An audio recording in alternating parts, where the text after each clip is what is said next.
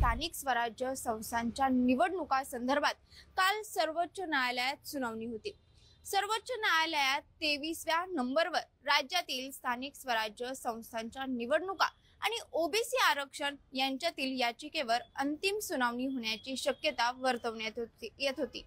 मात्र काल पुन्हा एकदा तारीख पे तारीख पाहायला मिळाली। सर्वोच्च न्यायालयाने या प्रकरणी नवी तारीख दिली असून पुढची सुनावणी 25 फेब्रुवारीला होणार आहे। त्यामुळे आणखी जवळपास 1 महिन्यानंतर ही सुनावणी होणार असल्याने स्थानिक स्वराज्य संस्थांच्या निवडणुका पुढे ढकलण्यात आल्याचं दिसून येतंय। म्हणून कोणत्या कारणांमुळे निवडणुका रखडल्यात हे पाहूयात।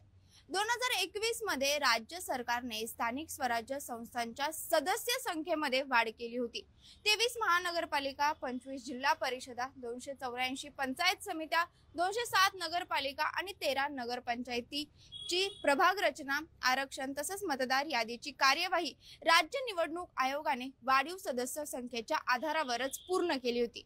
मात्र 4 ऑगस्ट 2022 ला सदस्य संख्येतील वाढ, निवडणूक आयोगाची प्रभाग रचना, आरक्षण तसंच मतदार यादीची कार्यवाही राज्य शासनाने एका अधिसूचनेद्वारे रद्द केली होती। त्यामुळे सर्व स्थानिक स्वराज्य संस्थांच्या निवडणुका या रखडल्या।